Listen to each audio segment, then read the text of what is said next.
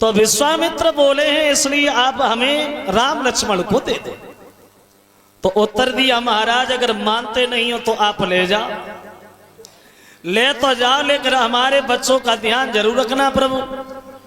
तो विश्वामित्र बोले भैया हम इनका क्या ध्यान रखेंगे, तो दुनिया का ध्यान रखने वाले। अब राम और लक्ष्मण को लेकर के चले विश्वामित्र अयोध्या से वो आजमगढ़ के लिए जा रहे थे। रास्ता से तो राम ने देखा एक बड़ा भयानक जंगल है।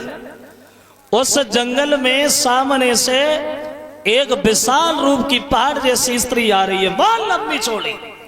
जो राम ने देखा तो राम ने विश्वामित्र से सवाल कर दिया, गुरुदेव ये पहाड़ जैसी स्त्री ये क्या है? तो विश्वामित्र बोले राम मुसीबत है मुसीबत। मतलब बोले ये है जम्हासुर की पत्नी तालिका, जो अगस्त महात्मा के श्राप से राक्षसी बन गई है राम, जो बिना मतलब में महात्माओं को मौत के घाट उतार रही है। तुम इसका वध करो, तुम इसे मारो। तो राम ने सुना तो राम ने मना कर दिया, बोले गुरुदेव ये राक्षसी जरूर है लेकिन अबला है, औरत। वो औरत पे हाथ उठाना ये बादरों को शोभा नहीं देता, हम इसे नहीं मारे। तो विश्वामित्र बोले हैं राम सुनो, जो बिना मतलब में पाप करते, जो बिना मतलब में दूसरे को दुख पहुंचाते हैं, उन्हें मारने में कोई पाप नहीं होता। और रही बात अबला औरत की, तो बात यह है कि अबला सबला हो जाती है और जब अपनी सी पे आती है, और पल ही में सम्मान करे और पल में अपमान कराती है। और नारी में कितने रूप भरे, एक रंगी ना बहुरंगी है। और ढके तो पूरो कुरिमा ढक ले, और पर नाय नंगी की नंगी है। मारो ना, अगर आप इसे नहीं मारोगे तो ये हमें मार देगी राम, इसलिए आप इसे मारो। तो राम ने जीवन में पहली बार पहले बाण से उस राक्षसी तालिका का वध किया है वहां। और तालिका का वध करने के बाद प्रभु श्री राम पहुंच गए आजमगढ़। अब महात्माओं को विश्वामित्र ने इकट्ठा किया और अपने घर पर यज्ञ शुरू कर दिया। राम लक्ष्मण धनुष मार लेकर के खड़े यज्ञ की रक्षा करने को।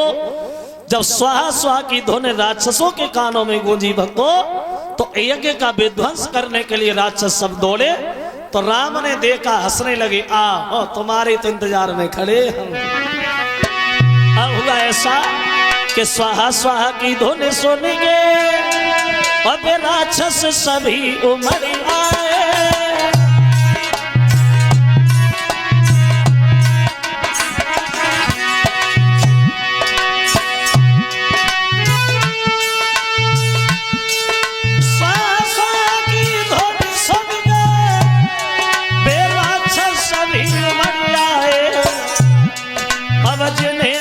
श्री राम लखन फिर मन अपने में मुस्कुराए।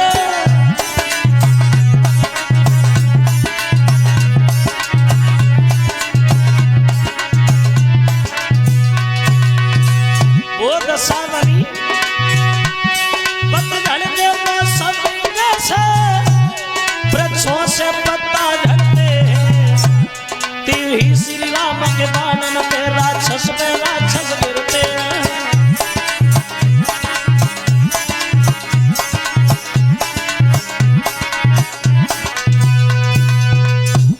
दशा बनी है भक्तो, जैसे पतझड़ के मौसम में वृक्षों से पत्ता झड़ते हैं, ऐसे राम लक्ष्मण के बाणों पे राक्षस गिरते हैं। ढेर लग गया। रावण का मामा मारीच भी आया वहां। तो उसने ये देखा ये तो बड़े बलवान बहादुर बालक हैं, इनसे हम लड़के जीत नहीं पाएंगे। तो वो आकाश मुड़ गया। लेकिन भगवान ने देखा, सोचा हमें इसे मारना ठीक नहीं है, इसका काम हमें आगे लेना है। उसके ऐसा बाण मारा जो आजमगढ़ से 400 कोस दूर जाके गिरा, हाथ पैर झाड़ के भाग गया। अब भला जान बची। अब इधर राम और लक्ष्मण गुरु विश्वामित्र जी के यहाँ रहने लगे हैं आश्रम पे। अब देखे इधर जनक के घर में थोड़ी देर, जनक पाठ महिषीय जग जानी, और सिया मात के ने जाए बखानी।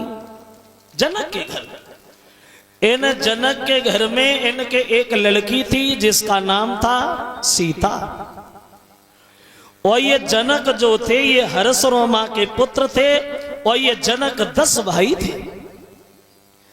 जनक के एक लड़का था जिसका नाम था लक्ष्मी निधि, और एक लड़की थी सीता, जो ये सीता जनक से पैदा नहीं बताई गई, ये सीता जमीन से प्रकट हुई थी।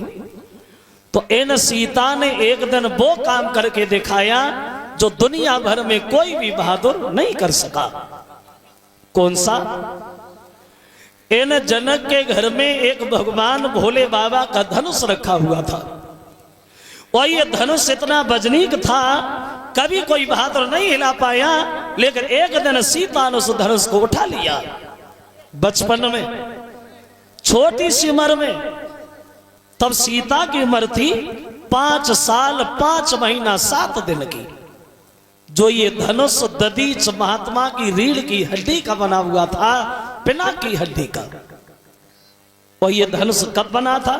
बहुत जल्दी में बोलिए। धनुष तब बना जब एक बार देवताओं ने देखा कि हमारे गुरु बृहस्पति नाराज हैं हमसे।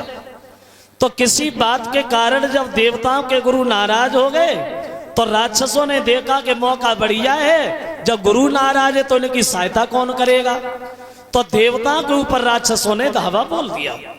तो ये सब देवता ब्रह्मा जी से रोए, प्रभु कोई उपाय बता, इन राक्षसों पर भेजे कैसे हो। तो ब्रह्मा जी बोले काम करो इंद्रदेव, दधीच महात्मा की तपस्या करते करते हड्डियां इतनी शक्तिशाली बन गई हैं जो एक वज्र का काम करती। अगर तुम्हारे मांगने से दधीच महात्मा की हड्डियां मिल जाए तो इन राक्षसों पर विजय हो सकती। अब इंद्र अपने मतलब को हल करने के लिए राजा से भिखारी बन गया, अपने मतलब को हल करने। तुलसीदास कहते हैं कि सुनर मोने सब ही की रीति, और स्वार्थ लाग करे सब प्रीति। तुलसीदास कहते हैं इंसान की बात छोड़ो, देवता भी मतलबी है। और ये 7 दिन का संसार सिर्फ 7 अक्षरों पर टिका है, अपना मतलब, अपना मतलब।